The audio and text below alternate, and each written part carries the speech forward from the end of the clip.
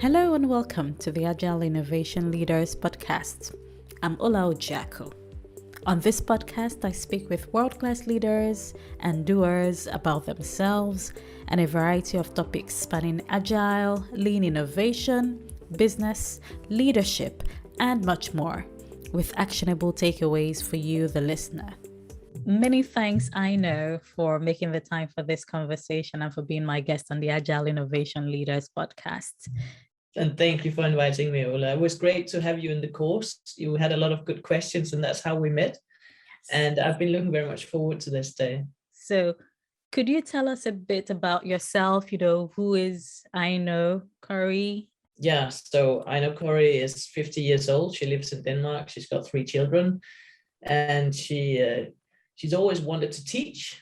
Actually, when I was in primary and secondary school, I wasn't so happy with mathematics teaching, so I decided after school I wanted to be a mathematics teacher in secondary school. Actually, I thought about it and I thought I didn't really like school, so maybe I should be a teacher in high school instead.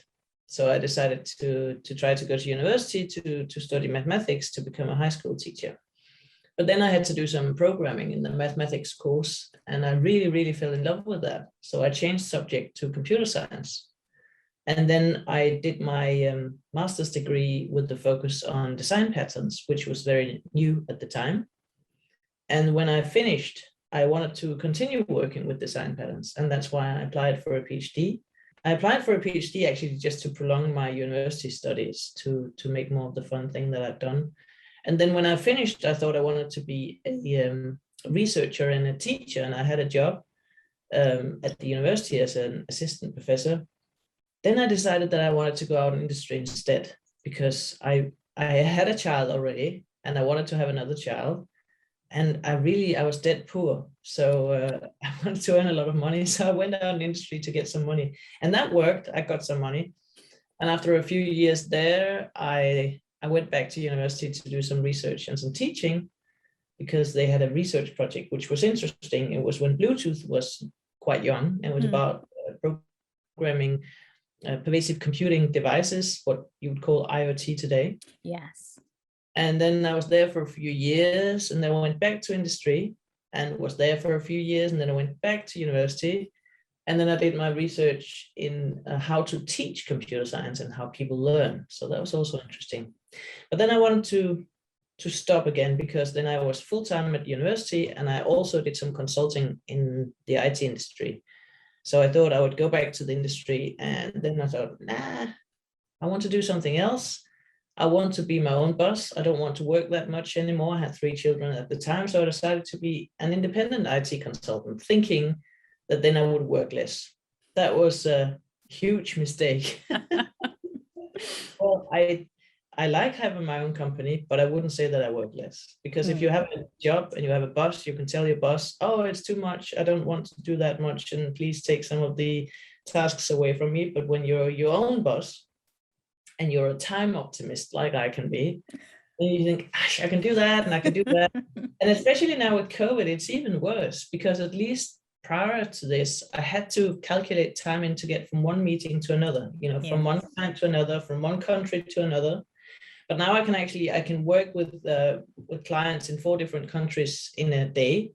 And I've actually, at 1 week, I spoke at 6 different conferences in 1 week. So normally I would only be at one conference. So it's actually made me a little bit confused. I'm looking very much forward to actually spending time on trains and planes and cars again. Because you have the downtime.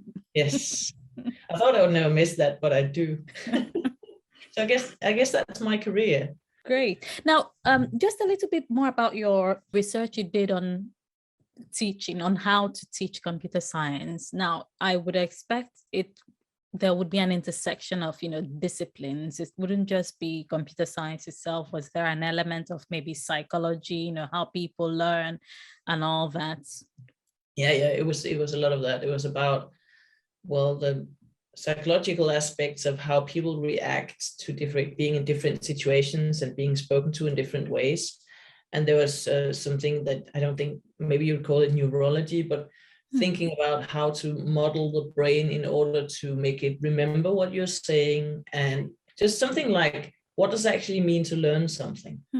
And in Danish, the word for teaching and learning is the same word, but in Wow. English, teaching and learning are two different words. And that's actually a subtle difference, which is a big difference, which makes it maybe even harder for me as a Dane to start thinking about this, because you think about it as the same process, but it's two very different processes. And one of the biggest things that I learned when I started doing research in teaching, and that was after having taught for 16 years or something like that, the thing that I learned was that I was so immensely focused on how to condense this book into presentations and assignments so that the students could listen to me and do the assignments. I didn't think enough about the relation between the student and the material. So I was thinking more about the relation between me and the material and me and the student. So the really important thing is that when you have any sort of conversation with people, it's a student or it's a presentation that you're doing, what you want to do is that you want to change their brains, really, right? But you can't see the change in the brains. So you need to figure out how can I assess that they've changed their brain? The first thing you have to do is think about what is it actually that you want them to be able to do differently? Do you want them to say something else? Do you want them to be able to program, to design, to facilitate? What is it you want them to do? Because then you can set up what is the assessment? How do you assess what they can do? Do they actually have to look at a design at an oral exam? Do they have to process some words in a written exam? What is it that you want them to do? And then when you know what you want them to do to assess it, then you can figure out what is it that you want them to do while training to do that. You want them to do the same when you're training them that they have to do in the assessment, so that the exam is actually what they have been doing for the past hour, month, year, instead of the exam being something completely different than what they have been doing. And then when you know all that, then you start thinking about, okay, so what material do I need for them to read? But that's actually the last thing. And prior to this, I would take a book and I was thinking, this is the thing that I want to put in their brains. And then at the exam, I would ask them, do you understand that? Can you explain that? But maybe they never explained it during the course. Maybe they just exercises or something like that. So that was one of the most surprising things. So I guess maybe it's neurology, maybe it's psychology. It's definitely different. It's lending from different fields. And you can say that the computer science part of it is actually the least part. But the interesting part about computer science and teaching computer science or natural sciences is that it's mostly not so much about discussing things. It's more about being able to understand things and relate things and apply things. And I guess, well, you could say that all issues, all subjects are like that. But with the natural sciences, it's much more about understanding the world, changing the world. So yeah, I think it's very interesting, but also trying to explain difficult subjects to people. How do you actually do that? So you've already mentioned that you started your business because you wanted to be an independent, and then you realize, oh well, there are other things, because as a business owner, you probably would do all the other admin tasks that someone else would have in person. Now, am I right in the understanding you still run your business, which is the Metadeveloper? Right? So do you have employees right now? No, and I don't want to.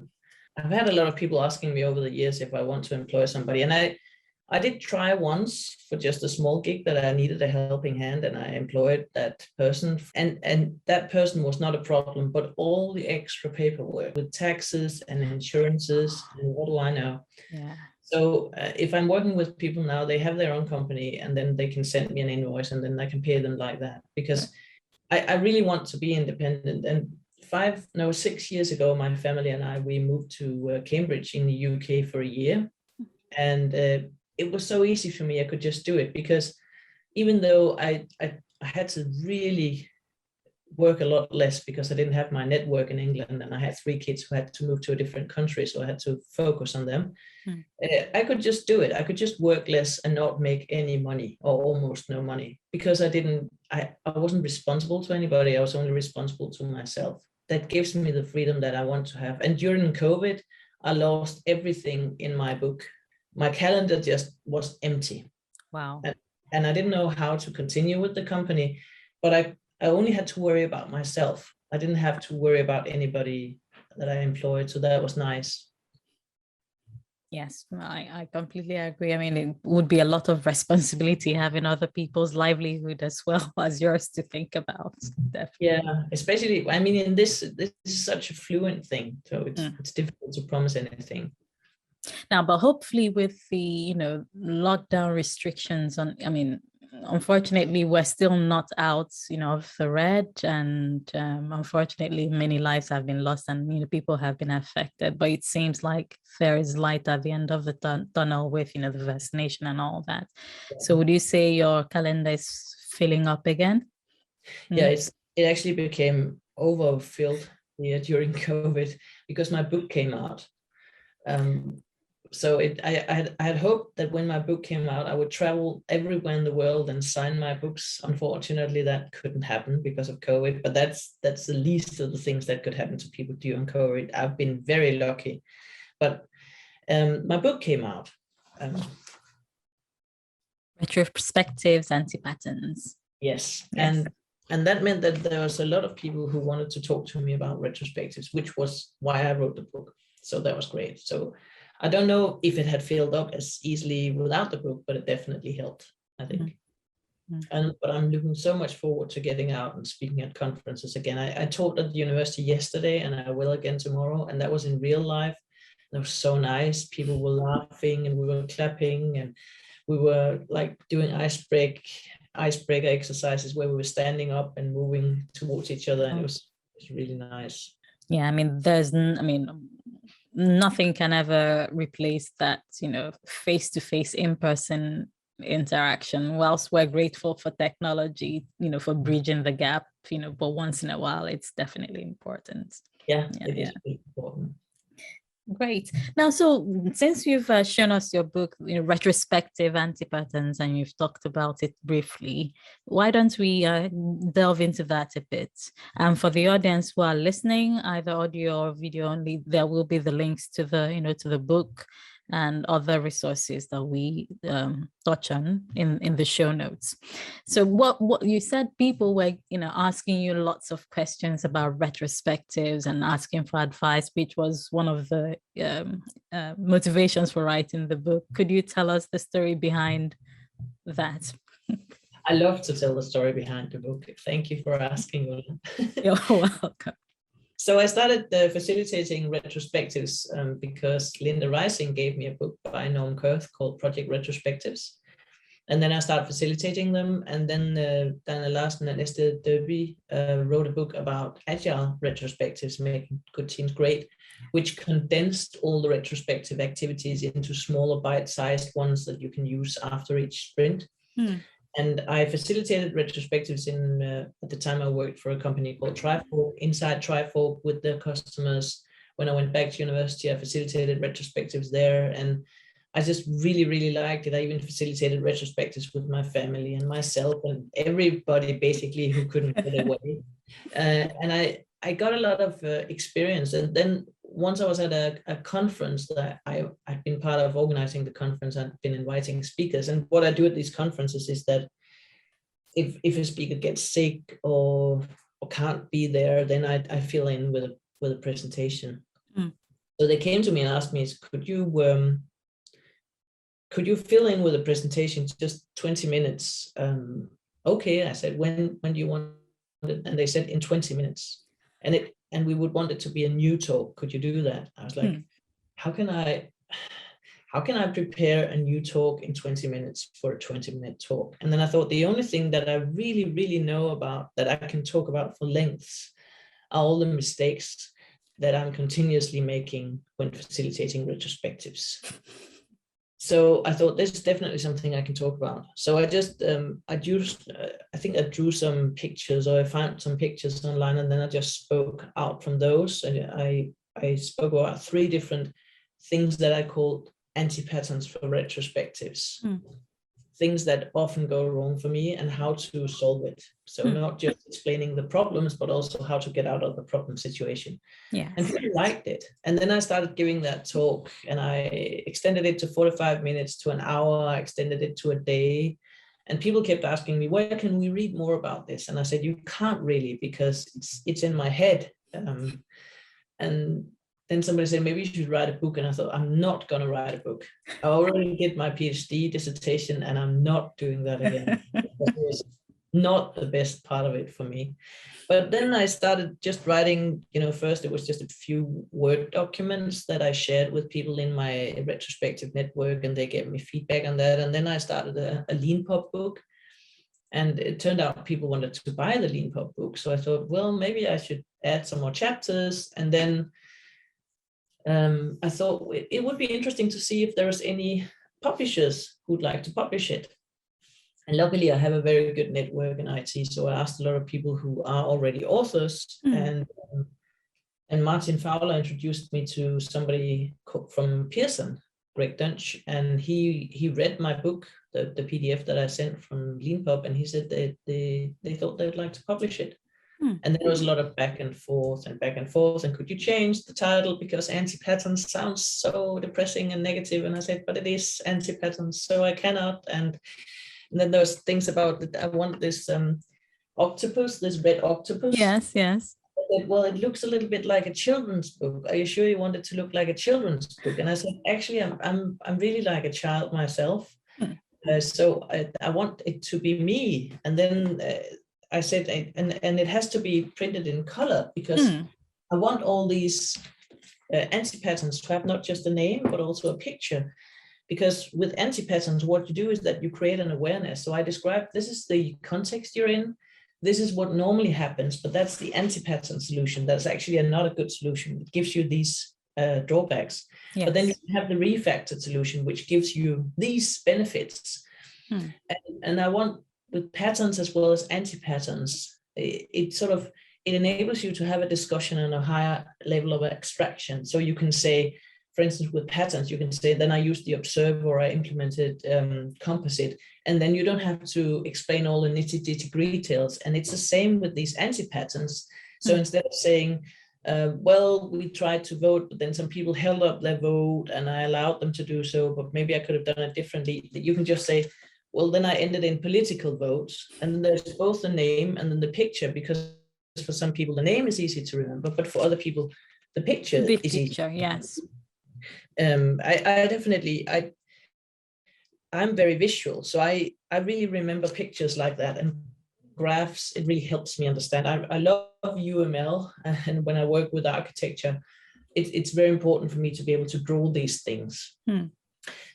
So that's how the book came about. And there were other publishers who didn't want it because they thought it was not technical enough, or they didn't like the anti-patterns in the title, they thought it was too negative, but Pearson wanted it. So that's great. I'm very grateful for that. That's fantastic. Again, would have the link to the book in the show notes.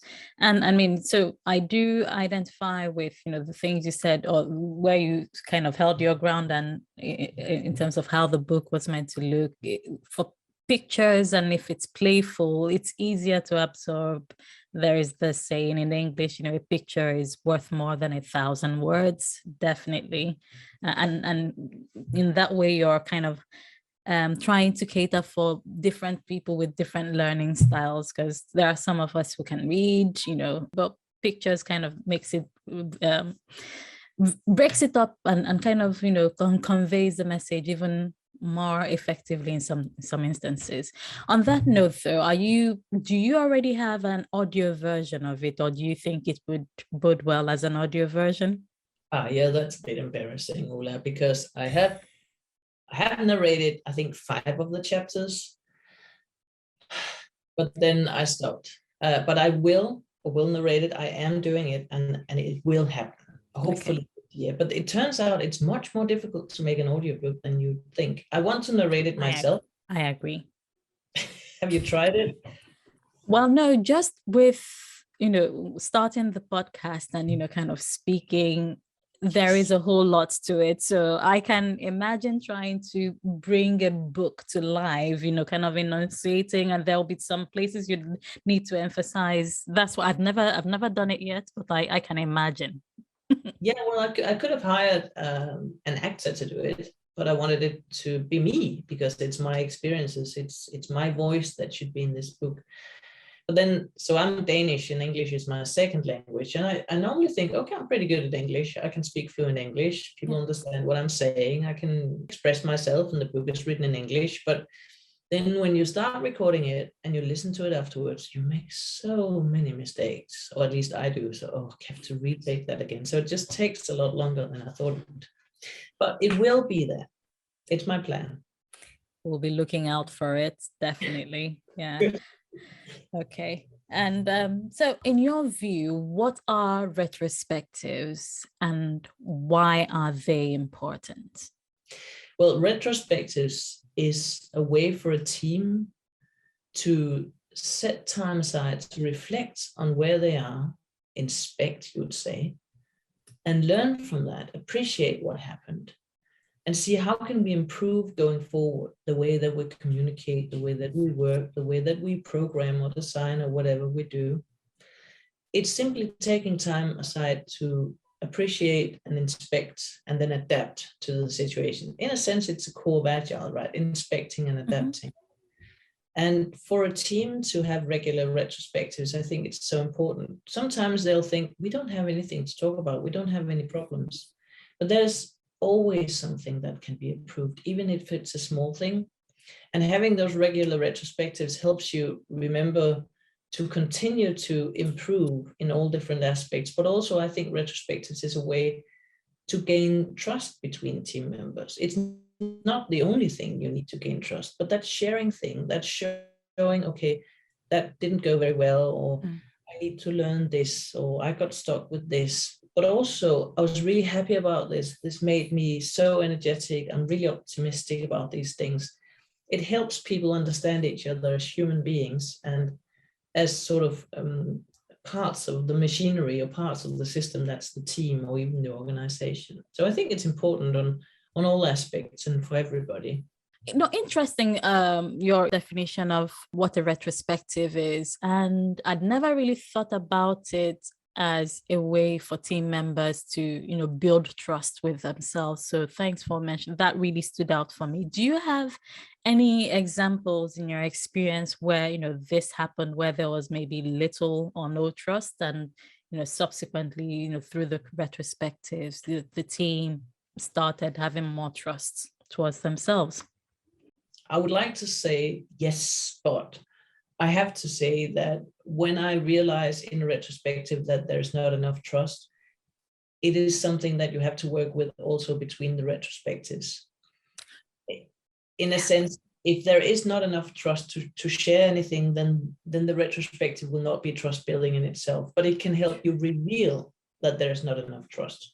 And then you can start working with it. And to me, the trust is sort of the equation between relationship and that you can rely on people, that you are relying on people and you have a relationship. So if you have a relationship, if you know a little bit about each other as human beings, it makes it easier for you to trust people.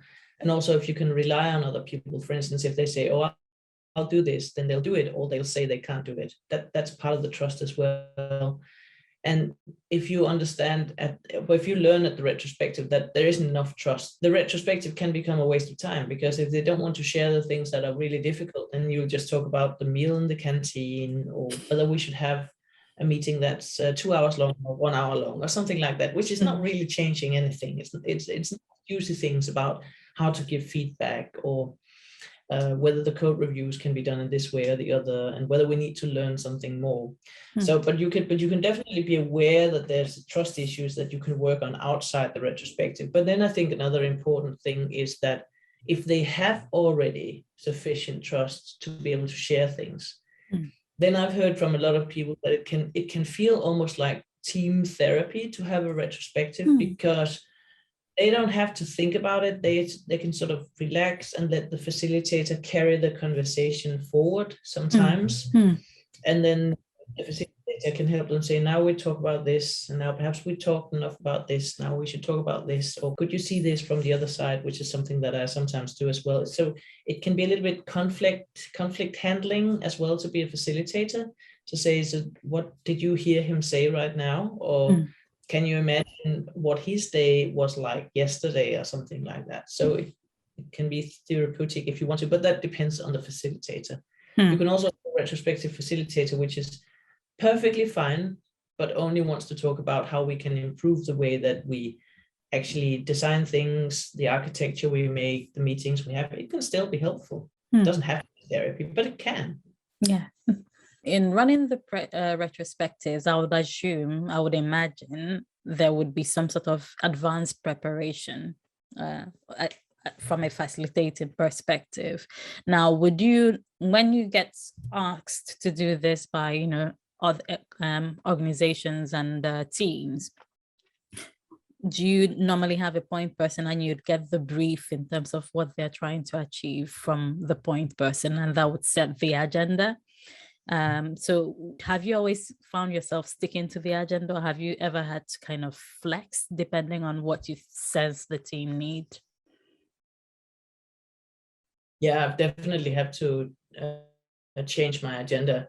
So if I get invited to facilitate a retrospective, I talk to the one who sponsors me, to ask them, why have you reached out? And do you already have retrospectives? If you have retrospectives, why do you need an external facilitator? What normally works for you in retrospective? What doesn't work? Is there any conflict I should know about? Are there anybody who's really quiet? Anybody who's really a loudmouth? Is there anything that can help me plan this retrospective in the right way? Then sometimes they say, oh, we'd really like this retrospective to focus on how they can learn as a team, or we'd really like this to focus on their communications with other teams. And then sometimes I'll say, okay, so we'll say that's a theme for the retrospective, and then I'll let people know that that's a theme for the retrospective. But other times, if it's a new group, then I'll probably encourage that sponsor to allow me to make just a generic retrospective. So for a new group who has to work together, maybe he or she will allow me to create a future perspective for them, which is the kind of retrospective where you imagine that you're in the future, looking back at what happened. And then they say, okay, then somebody got fired, or this didn't work, or the users hated it. And the way that I have this future perspective with the new team is that then I get to understand, and they got to understand about each other, what do they hope and what do they fear will happen in this project. And then we can have action points which will allow them to get the things that they hope and avoid the things that they fear. So sometimes I'll let the sponsor know, well, actually, we should do it in a little bit different way. And sometimes I'll say, that's fine, we'll focus on that. But it is often so that you need to have an extra agenda when you prepare for a retrospective, at least a little bit, because sometimes you suddenly end up in a situation where you have somebody who's speaking all the time, or somebody who's really quiet. And then all the plenum discussions that you decided on, you can't have those, because plenum discussions are not very nice if you have like a big difference in how much people want to speak. And then you have to divide them into smaller groups, or you have to change it in writing, or you have to make round robins where everybody take turns in saying something. So just as an example, but it could also be that you notice that all the things that they're talking about are problematic. Turns out to be things that you think are sort of out of their hands, not really something they can do anything about. And then if you spend all the time discussing things that you can't change, then it's just like a session where you're just complaining about everything. And in those cases, I sometimes yank out the soup exercise that I learned from Dinah Larsen, where you make the 3 circles, things the team can do, things the team can influence, and then you have the soup outside. And then I say, well, all these problems that you're complaining about, how many of these are things you can do something about? How many of these are things you can influence? How many of these things are in the soup? And for the things in the soup, you might just have to accept that this is the world we live in, like Corona right now. Yeah, it's what it is. Amazing. So what would you say would be, from what you've observed, I'm sure you've had a spectrum of, or a continuum of teams, from what you'd consider high performing to maybe a team that's still up and coming. What would be your view of the characteristics of a high performing team? Yeah, that's a good question. In my experience, it's not so much the individual's skill set that makes a high performing team. An individual with a high skill set can do a lot on its own, but if we're talking about a high performing team, it's about a team that can communicate. It's about a team where you feel there's psychological safety to say when you're stuck or when you need help. Because if you're only working on what you want first and foremost and only helping other people if you really have to, then it's not really high performing. Things will clot up and it'll be slow. One of the symptoms that I see in teams that are high performing is that they're laughing together. So I evaluate sometimes teams based on how much they laugh, and not how much they laugh over each other, but how much they laugh together. And how, yeah, I think it's a good litmus test, because if they laugh together, then it makes them happier for each other, because the laughter starts, all the happiness hormones in your brain and sends them around your body. So if you laugh together with somebody, you like them a bit more. And if you like them a bit more, you might trust them a bit more. And if you trust them a bit more, you might reach out and ask for help, or you might offer help when you see that somebody needs it. And if you are in an environment where you think that you can work freely and you can speak freely and you feel nice, then you're much more efficient together with other people. So that's what I see in high performing teams. I mean, everything you've said, because I was going to ask you to define, for the benefit of the audience who might not be familiar with the term, what psychological safety is. So would you say, it's pretty much what you've broken down, how much they laugh together, how safe they feel in asking for help, and, being able to work together? Yeah, and I think that Gitte Klitgaard has taught me one of the most important things about psychological safety, and that is that it's actually not about being comfortable all the time, but it's about feeling comfortable about being uncomfortable. So even if you're saying something which doesn't feel nice, you should still feel comfortable about it. And I think that's an interesting difference. So it's not just about making everybody feel good all the time and not having problems and only laughing and talking about positive things. That's not psychological safety. It's it being okay to say I have a down day, or it's being okay to say that I don't understand what you're saying, or I feel negative, or I'm worried about this, or I don't think that this was done well enough, we could do it differently. That's to me psychological safety. Would you say that psychological safety, having an environment that encourages the sense of psychological safety, is that only up to the team to foster? Who else would be involved in your view? I think that there's a culture in an organization, and there can definitely be a culture of organizational safety, and there can be a culture of non psychological safety. And if the management is also showing that they're comfortable with saying uncomfortable things, I think that helps.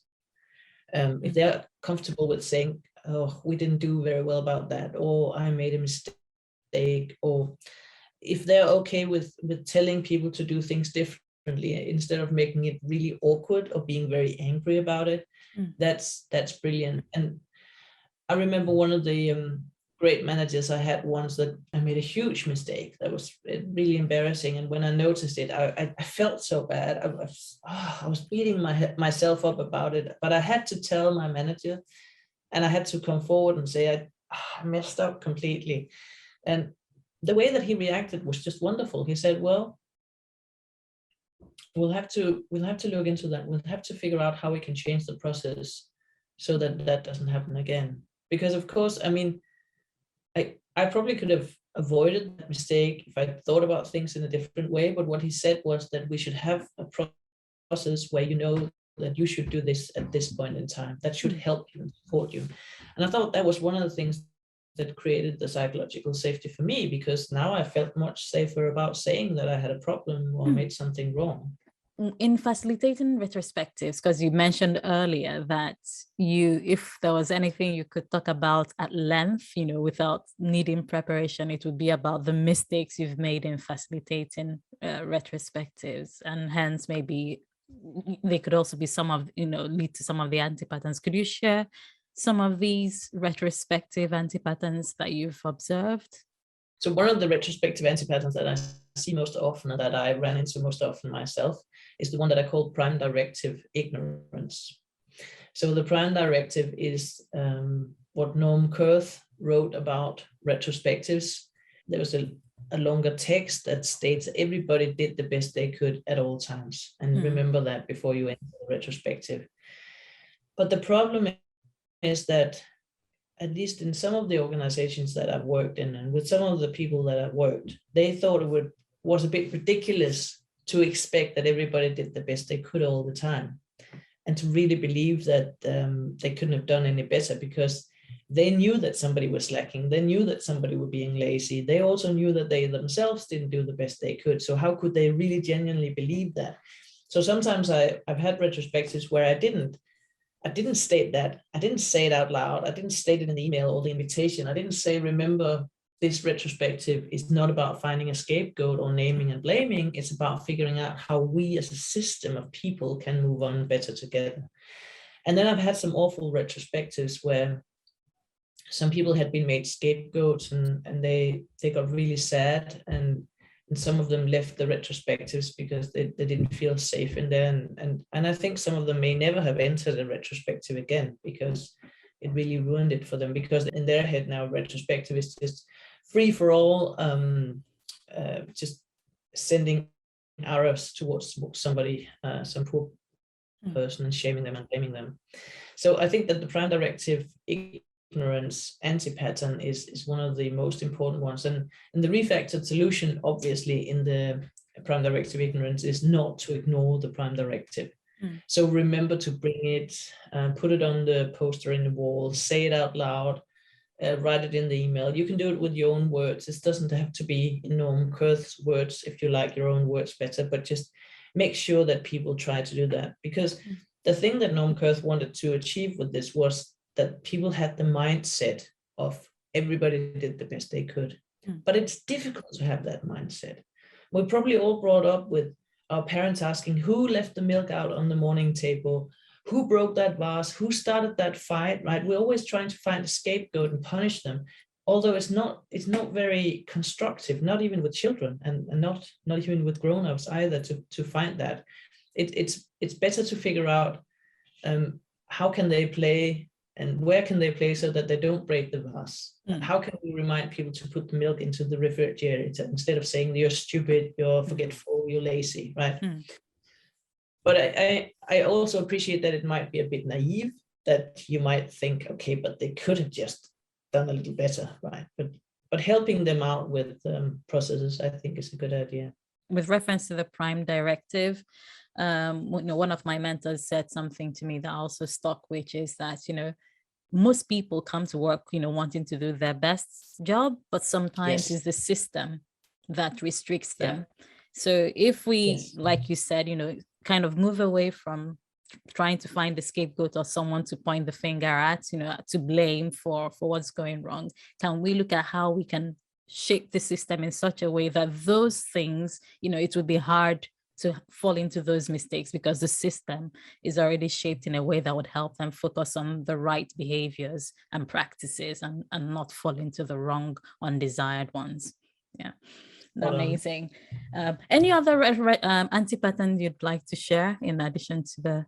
Yeah, I think that the other one I'd like to share is one that I'm becoming more and more aware of how important it is, with so many people starting to facilitate retrospectives, because so many people are understanding how powerful it is. A lot of people who maybe aren't, let's say, fully dressed, not very experienced in facilitating retrospectives, are being thrown into facilitating retrospectives by people thinking that it's easy. And it's not easy. It's really, really hard. It's hard to do it right. It's easy to understand, but it's difficult to do. It's like that 1 minute to learn, a lifetime to master. And a lot of people become disillusioned. So one of my retrospective anti-patterns is called the disillusioned facilitator, because a lot of people are thrown into this role of, oh, you can start facilitating retrospectives next week. And then maybe they hear something in a podcast like this. Oh, this is an activity, you definitely try it. Or they read it online and then they do it. But then probably they haven't done it before. They're doing it in real life the first time, and they might be a bit not really sure about it, not really having their heart in it. And people can feel that right away.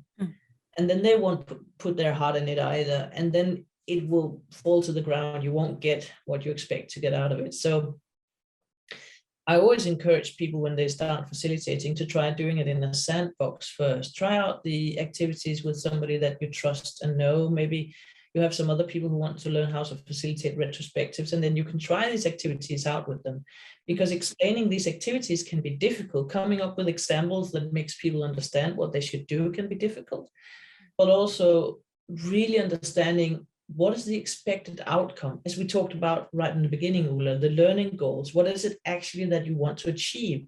It's not, you're not doing the activity to do the activity. You're doing the activity to achieve something, to figure out what it is you want to achieve. It makes it easier to perform it in the right way. So with the disillusioned facilitator, what I'm trying to say is, don't worry, you're doing your best. The prime directive holds for you as well. Try it out with people. Start with things that you're absolutely sure of. Take boring activities for a start, if you understand how to explain them and if you understand what the expected outcome is. And remember to debrief after the exercises to make sure that the people in the retrospective understand what they just got out of it. Because sometimes if you go just from one activity to the other, maybe they're wondering, why did we do that? Why did we spend half an hour on that? They don't understand that actually what we got out of it was sharing this experience, or perhaps seeing the weight, how many people thought this, or something like that. Yeah, never assume, I guess, is the cardinal rule there. Don't assume, explain why you're doing what you're doing. You're carrying them along on a journey, and you have to, like a good tour guide. This is what I tell the teams I coach and some of the coaches that I'm coaching. You're a tour guide, so you have to, you're saying, well, this is the destination we're going to, and as we get to some notable, attraction points, call it out to them, because you can't assume that everyone is following. No. Amazing. Now, what's books, in addition to yours, can someone who wants to learn more about retrospectives, and activities, ideas for activities to run during retrospectives, what books would you recommend to them? Well, the interesting thing about retrospectives is that there's a lot of different books that apply. Like when we talked about teaching computer science, it's not just computer science, it's also psychology, ethnography, neurology, things like that. And when you want to become a good retrospective facilitator, you also have to look at other things. You have to look at books about body language.